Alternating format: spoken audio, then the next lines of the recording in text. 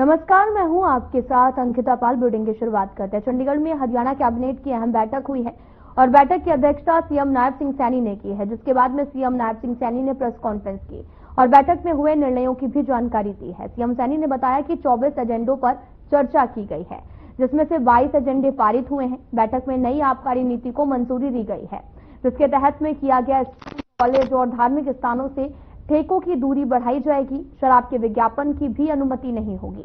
500 से भी कम आबादी वाले गांव में ठेका नहीं खोला जाएगा। जो भी नियमों को तोड़ते हुए पाया गया उसके खिलाफ जुर्माने का प्रावधान होगा। इसी के साथ में नगरपालिकाओं के अकाउंट्स में पारदर्शिता लाने के लिए 1930 के कानून को खत्म किया गया है। साथ ही शहीद अग्निवीरों के परिवारों को 1 करोड़ की राशि को भी मंजूर किया गया है।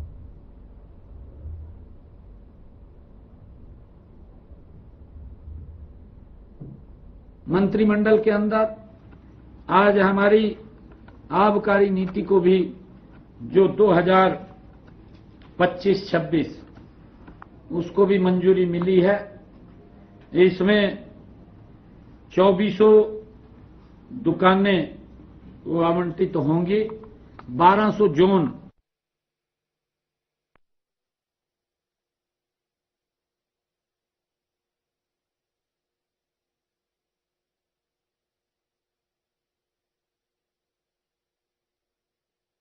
बताना चाहता हूं। हमने ये अब की बार निर्णय किया है, जो बस स्टैंड है, स्कूल है, कॉलेज है, धार्मिक स्थल है, इनसे जो शराब के ठेके हैं उसकी दूरी पहले वो 75 मीटर थी, अब उसको बढ़ा करके 150 मीटर कर दिया है। उसकी दूरी बढ़ा दी है। और इस नीति में यह भी प्रावधान किया गया है कि नेशनल हाईवे तथा स्टेट हाईवे से सीधे तौर पर कोई भी शराब की दुकान ठेका दिखना नहीं चाहिए, न ही उनका नेशनल हाईवे स्टेट हाईवे से सीधा संपर्क होना चाहिए। इसी प्रकार दुकानों को लाइसेंस, इस प्रकार की दुकानों को लाइसेंस नहीं दिया जाएगा। नेशनल हाईवे, स्टेट हाईवे से उचित दूरी पर स्थापित ठेकों, शराब की दुकानों को किसी भी प्रकार का कोई विज्ञापन या साइन बोर्ड लगाने की अनुमति भी नहीं दी गई है। या साइन बोर्ड किसी भी जोन में पाया जाता है तो पहली बार उसके ऊपर 1 लाख रुपए जुर्माना, दूसरी बार 2 लाख रुपए जुर्माना और तीसरी बार में 3 लाख रुपए जुर्माना। अगर उसके बाद भी कहीं पाया जाता है तो उसका लाइसेंस भी रद्द कर दिया जाएगा। और इस नीति में यह भी प्रावधान किया गया है कि 500 से कम गांव में ठेका नहीं खोला जाएगा। इस प्रावधान से अब लगभग 700 से ज्यादा गांव में 152 ठेके बंद हो जाएंगे। ये भी मंत्रिमंडल ने आज इस को निर्णय दिया है। नई नीति में आहता खोलने के लिए गुरुग्राम में लाइसेंस फीस का 4%, सोनीपत पंचकुला में लाइसेंस फीस का 3%, गुरुग्राम और फरीदाबाद में 4%, सोनीपत पंचकुला में लाइसेंस फीस का 3%, बाकी जिलों में लाइसेंस फीस का 1% राशि देकर वह ट्रेवल्स खोल सकता है। पुरानी नीति में आहता के लिए एरिया की कोई सीमा नहीं थी, जबकि इस नीति में अब आहते के लिए 1000 स्क्वायर मीटर एरिया निर्धारित किया गया है। आज ये निर्णय इस मंत्रिमंडल की बैठक ने लिए हैं। कई महत्वपूर्ण निर्णय थे। आज इन सब निर्णयों को आज मंजूरी दी गई है। बहुत बहुत धन्यवाद।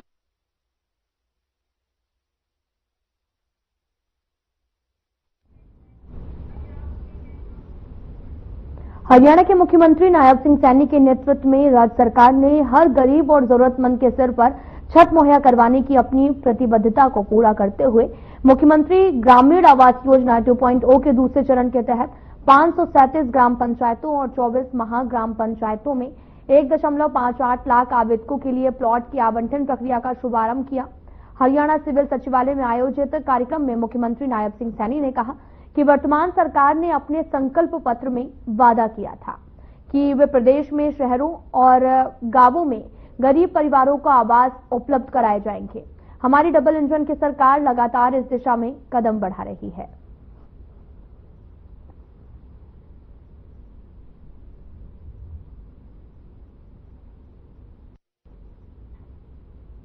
सरकार की जो सोच है, सरकार लगातार अंत्योदय की भावना को ध्यान में रखते हुए गरीब व्यक्ति को कैसे लाभ पहुंचाया जाए और उसको परिवार को दिक्कत ना आए, सरकार समय समय पर ऐसे अंत्योदय परिवारों को एक योजनाबद्ध तरीके से उनको लाभ पहुंचाती है।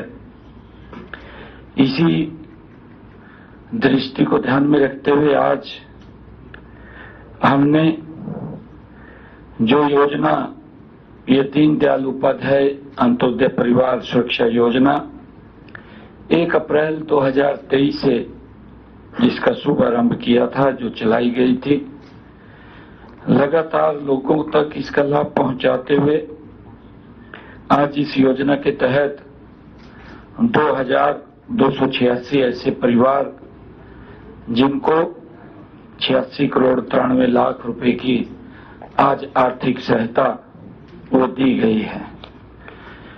ये लाभ क्योंकि परिवार के अंदर कोई प्रिंसिपल जो व्यक्ति है, जो कमाने वाला है, दुर्घटना का शिकार हो जाता है, परिवार के ऊपर एक दुखों का पहाड़ टूट जाता है, सरकार उसके साथ खड़ी होकर के परिवार को पीछे लाभ देने का काम करती है।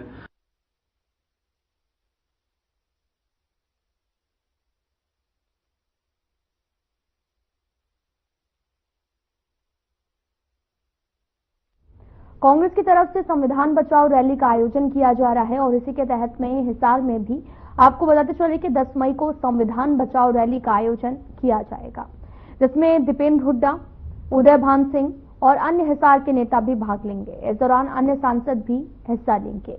ईडी द्वारा जो है वो धर्म सिंह छोकर के मामले में सांसद जयप्रकाश ने कहा कि सरकार के पास ईडी हथियार है। संगठन न बनाने को लेकर कहा कि हरियाणा का कांग्रेस का गठन का विस्तार जल्द होगा और इसके लिए प्रदेश भर में रैलियां की जा रही हैं। वहीं पानी को लेकर भी कहा कि पानी को लेकर जनता काफी परेशान है। विशेष तौर से हमारे इलाके में आदमपुर, नलवा, प्रॉपर शहर में पानी की बड़ी भारी किल्लत है। बरवाड़ा और हांसी का इधर का इलाका और ये चले जाओ आप कैथल तक, सरसा, फतेहाबाद, इन इलाकों में बड़ी भारी दिक्कत। आज मैं सुबह से ही लोगों की बातें सुन रहा था, तो यानी कि टैंकर जो 300 रुपए में डलता था आज वो 1200 में 1500 में चला गया। इसीलिए आज हमने प्रयास करके एमपी लेड से जिस गांव में भी पानी के टैंकर की डिमांड करी, हमने आज उनको वो करवाया और हम जल्दी मुहैया करवा रहे हैं ताकि लोग कम से कम पानी पी तो सकें। पानी की बहुत कमी है और ये मिसमैनेजमेंट है कि हरियाणा बनने के बाद इस तरह की बुरी हालत कभी नहीं हुई जो अब हुई। और ये भी एक निकम्मी बात है कि पंजाब सरकार ने इस तरीके से एकदम हमारा पानी रोक दिया।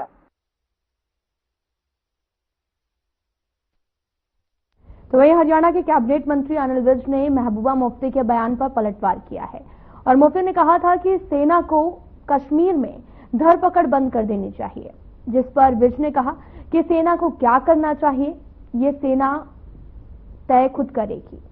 और अनिल विज ने यह भी कहा कि जब पीएम मोदी ने कह दिया कि सेना निर्णय ले अब और कहां हमला करना है, तो ये सेना को ही करने देना चाहिए। हमारी सिविल डिफेंस तनाव परिस्थितियों में देश के अंदर कार्य करती है। जिसे एक्टिवेट करना जरूरी है और इसलिए मॉक ड्रिल कराई जा रही है। देखिए, हमने तो पहले भी दोनों लड़ाइयां देखी हैं, 65 भी देखा है, 71 भी देखा है। और छोटा ब्लैकआउट होते थे और सब लोग अपने अपने सेफ स्थानों पर चले जाते थे। तो अगर हम अटैक करने जा रहे हैं, पाकिस्तान में भी अब हो रहे हैं ब्लैकआउट, तो हम जो सिविल डिफेंस का अपनी हमारी एक होती है जो उस वक्त देश के अंदर काम करती है और सारे महत्वपूर्ण चीजों को देखती है, तो उसको एक्टिवेट करना बहुत जरूरी है, इसीलिए मॉक ड्रिल कराई जा रही है। हरियाणा को भाखड़ा डैम से उसके हिस्से का पानी न मिलने से नाराज इनेलो ने मंगलवार को भिवानी में जोरदार प्रदर्शन किया। इस दौरान इनेलो कार्यकर्ताओं ने लघु सचिवालय पहुंचकर ज्ञापन पत्र सौंपा है। इस मौके पर उन्होंने कहा कि पंजाब के मुख्यमंत्री भगवंत मान के आदेशों से हरियाणा के जल अधिकारों पर सीधा डाका डाला जा रहा। साथ ही ये भी कहा कि प्रदेश सरकार को तुरंत हरियाणा विधानसभा का विशेष सत्र बुलाकर पंजाब की हरकतों का कड़ा जवाब देना चाहिए। हरियाणा के नहरों में 45 दिन से पानी नहीं है, जबकि सुप्रीम कोर्ट का निर्णय भी पंजाब नहीं मान रहा है।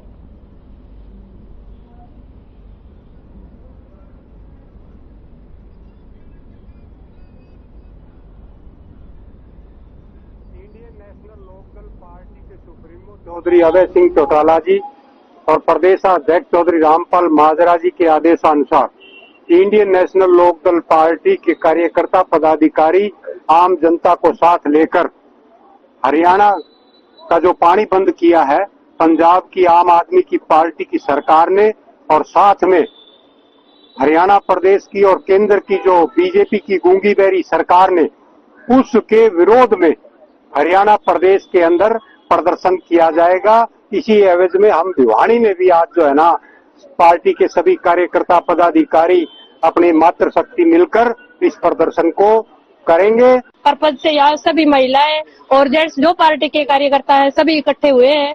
उसको देखते हुए जो हरियाणा का पानी बनता था लीगली तौर पे सुप्रीम कोर्ट के आदेश के अनुसार 8500 क्यूसेक पानी होता देना चाहिए था, और मान सरकार कह रही है कि हमारा पानी टाइम से पहले यानी कि आज से 20-25 दिन पहले हमारा पानी रोक दिया गया है। अगर लीगली टाइम के अनुसार डेली जो एवरेज होती है उस टाइम को देखते हुए हमारा पानी छोड़ा गया होता, तो टाइम से पहले हमारा पानी बंद कैसे कर दिया? उस सरकार के प्रति कार्रवाई की जाए। उन्होंने ताला लगाया, ये एक छोटी सोच दर्शाती है। संदेश है। और इंडियन नेशनल लोकदल पार्टी एक ऐसी पार्टी है जिसने हमेशा किसानों और मजदूरों की आवाज उठाई है।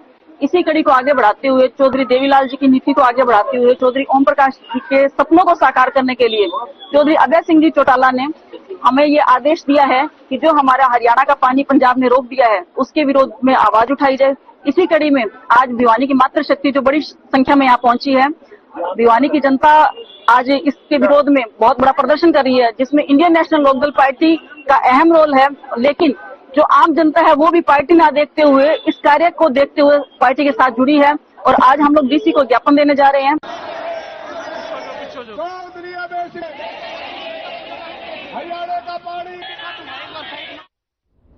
चरखी दादरी जिले के इनेलो कार्यकर्ताओं ने पंजाब सरकार की तरफ से हरियाणा के हिस्से का पानी रोके जाने के विरोध में मंगलवार को शहर में रोष किया है। साथ ही आपको बताते चलें कि पानी को लेकर इनेलो का प्रदर्शन जारी है और इनेलो लगातार पानी को लेकर तमाम तरह के प्रदर्शन किया कर रहा है। साथ ही आपको बताते चलें कि पंजाब और हरियाणा में पानी रोकने का जो मामला है वो लगातार आर पार जो है वो जारी है, जिसमें पंजाब के सीएम भगवंत मान लगातार पानी न देने का दावा कर रहे हैं, तो वहीं सीएम नायब सिंह सैनी भी सुप्रीम कोर्ट तक पहुंच गए हैं। इसके बावजूद भी अभी तक इस पूरे मामले पर कोई भी हल नहीं निकला है। आज जिस प्रकार से पंजाब की आप पार्टी ने, माननीय मुख्यमंत्री भगवंत मान जी ने जिस प्रकार से हरियाणा का 450 क्यूसेक पानी 4,500 क्यूसेक पानी जो घटाया है, उसके विरोध में इंडियन नेशनल लोकदल पार्टी ने फैसला लिया था पिछली मीटिंग में कि हम प्रत्येक जिला मुख्यालय में इस सरकार के विरुद्ध और हमारा हक जो बीबीएमबी से भाखड़ा व्यास मैनेजमेंट बोर्ड से जो हमारा पानी का जो 8500 क्यूसेक हक बनता है उसको पूरा लेने के लिए हम प्रत्येक जिला मुख्यालय पर उपायुक्त महोदय के माध्यम से माननीय प्रधानमंत्री को ज्ञापन देंगे और अपने हक की लड़ाई लड़ने के लिए कोई कसर नहीं छोड़ेंगे। मुद्दा पंजाब सरकार ने गुंडागर्दी फैला रखी है।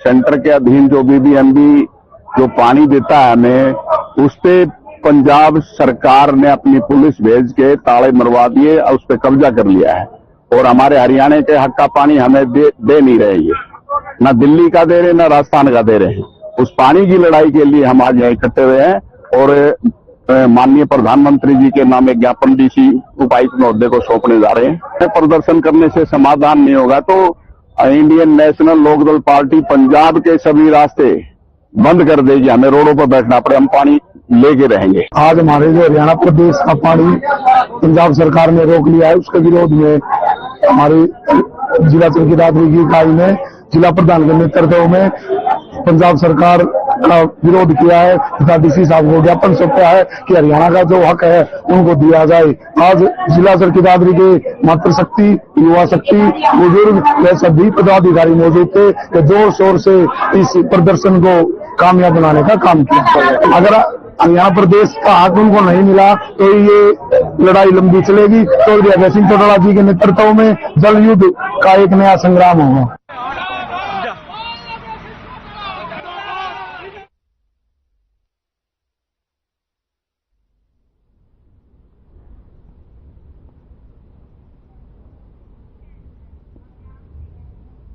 पंजाब द्वारा नहरों में कम पानी छोड़े जाने के बाद में जल संकट लगातार गहराता जा रहा है।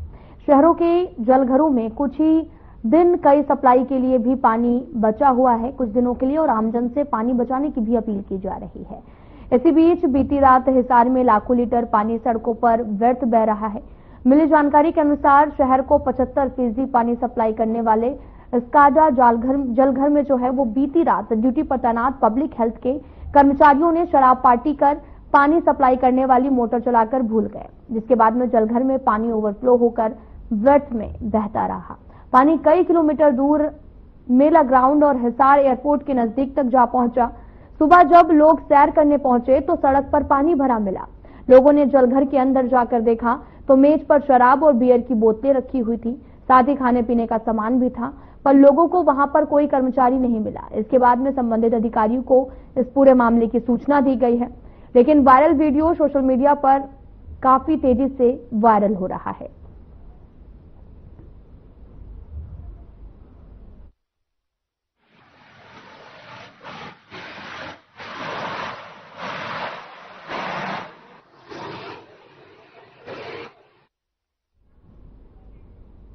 हरियाणा में 6 आईएएस अधिकारियों के तबादले किए गए हैं। हरियाणा सरकार ने तबादला आदेश जारी किया है। अशोक कुमार गर्ग हिसार मंडल के आयुक्त होंगे और स्वप्निल रविंद्र पाटिल जर्जर के नए डीसी होंगे। साथ ही प्रदीप दहिया गुरुग्राम के जिला म्यूनिसिपल कमिश्नर और नगर निगम कमिश्नर होंगे और वहीं धर्मेंद्र सिंह रोहतक के नए डीसी होंगे।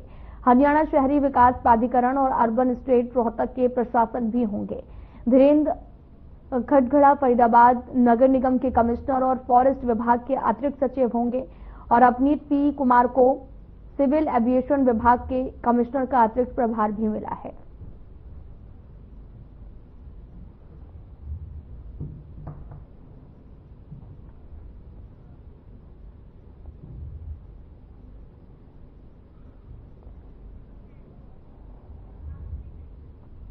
चरखी दादरी जिले के गांव सारंगपुर में शहीद अमित सागवान का राजकीय सम्मान के साथ अंतिम संस्कार किया गया, जिसमें भिवानी महेंद्रगढ़ लोकसभा सांसद चौधरी धर्मवीर सिंह सहित क्षेत्र के मैजिज व्यक्तियों ने पहुंचकर शहीद अमित सागवान की शहादत को याद करते हुए श्रद्धांजलि दी है। अमित सागवान की शव यात्रा दिराड़ा मोड़ से सारंगपुर मोड़ तक निकाली गई है। जम्मू कश्मीर रामबन जिले के बैटरी चश्मा इलाके में बीते रविवार को सेना का एक वाहन गहरी खाई में गिर गया था। हादसे में 3 जवान शहीद हो गए हैं, जिसमें चरखी दादरी जिले के गांव सारंगपुर निवासी अमित सागवान भी शामिल थे। सांसद चौधरी धर्मवीर सिंह ने भी कहा कि एक जवान की शहादत गांव और क्षेत्र के लिए बहुत बड़ी क्षति है। इसके साथ साथ शहीद अमित सागवान की शहादत पर पूरे क्षेत्र को गर्व है, जिन्होंने देश के लिए अपनी जान न्यौछावर कर दी।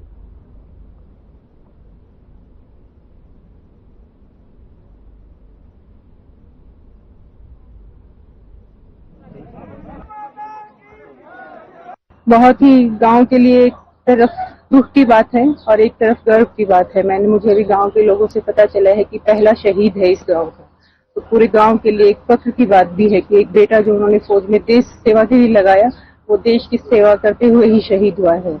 मैं खुद एक आर्मी ऑफिसर, 2 बच्चे हैं मेरे, दोनों बेटा बेटी आर्मी में है। उनकी माँ हूँ, मैं भी उसकी माँ का दुख समझ सकती हूँ, पर एक गर्व भी महसूस कर सकती हूँ कि देश की सेवा के लिए उन्होंने अपने बेटे को शहीद होते हुए देखा है। बहुत गर्व की बात है पूरे गांव के लिए, हमारे पूरे दादरी हल्के के लिए। और जो ये भाई अपना शहीद भाई अमित अपने चाचा का लड़का था और इनका परिवार पहले से ही आर्मी के लिए कार्यरत है। इनके दादाजी में आर्मी से रिटायर्ड हैं। इनका एक चाचा है वो भी आर्मी में थे, वो भी हो चुके हैं और अब आगे भी वे इनके चाचा लड़के हैं आर्मी के लिए इच्छुक हैं कि वो देश के लिए, जो अमित ने बोला है, वो भी अब देश के लिए कुछ करना चाहते हैं। देखिए, इन नौजवानों की वजह से ही ये देश कहीं ना कहीं सुरक्षित हाथों में है और ऐसी जगह पर और ऐसा माहौल जब हिंदुस्तान के दोनों तरफ, चाहे वो पाकिस्तान बॉर्डर हो, चाइना बॉर्डर हो, और हमारे ये नौजवान सर्दी गर्मी ऊंचा नीचा पहाड़ों पर अपना सब कुछ छोड़ के इस देश की सुरक्षा और रक्षा में लगे हुए हैं। इस प्रकार से जब कोई भी देश का जवान शहीद होता है तो दुख, इतना बड़ा दुख न केवल परिवार पर बल्कि गांव पर, इलाके पर बड़ा दुख पड़ जाता है।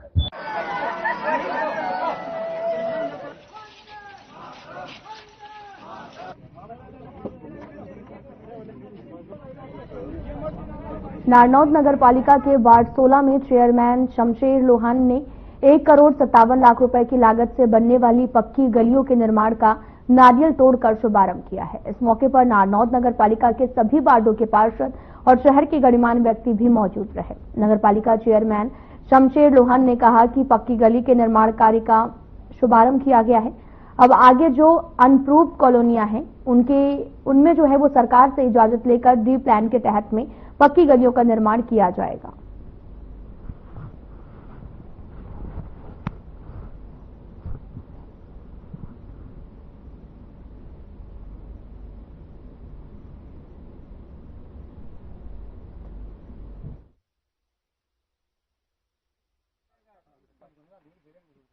इसी गली का शुभारंभ किया, नारियल तोड़कर सारी गलियां पक्की होंगी। जितनी भी कॉलोनी है, प्रूड कॉलोनी नारन में 8 कॉलोनी प्रूड हो जाएंगी, सभी गलियां पक्की कर देंगे। हर एक का नारियल तोड़ के उद्घाटन किया जाएगा। अगले दिन काम शुरू हो जाएगा, बढ़िया काम होगा। कुछ कॉलोनियां अनप्रूव्ड भी हैं, उनके बारे में क्या? अनप्रूव्ड के बारे में जो स्कीम सरकार से करके सलाह मशवरा की इजाजत लेके डी प्लान की स्कीम होगी, उसके माध्यम से उनको पक्की करवाएंगे। अभी बरसात का मौसम आएगा आगे, उसके लिए क्या तैयारियां हैं? बरसात का मौसम आने से पहले सारी गली पक्की हो जाएगी, जितनी कॉलोनियों में ये उद्घाटन हो गया। अभी जो आज का उद्घाटन हुआ है कि इसका कितना बजट है इस गली का? इसका 1,57,00,000 का बजट है इसका। इसमें सारी दोनों कॉलोनी परली एरिया सुरेंद्र कॉलोनी के नाम से जानी जाती है, इनका बारिश से पहले तैयार हो जाएगी।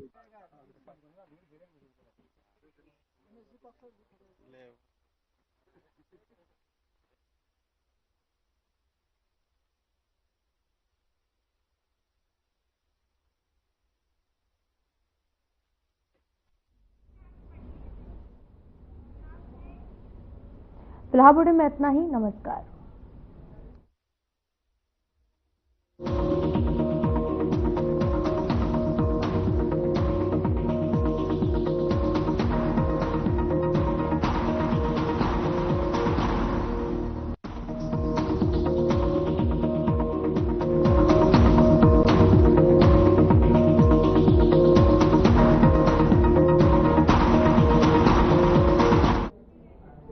तो इस वक्त की बड़ी खबर डोंगरगढ़ से आ रही है। आपको बताते चले कि इस वक्त की बड़ी खबर डोंगरगढ़ से, जहां पर आपको बताते चले कि एक सेना ने मीडिया को नहीं दी जानकारी। बड़ी खबर, सुरक्षा के मद्देनजर नहीं दी गई जानकारी।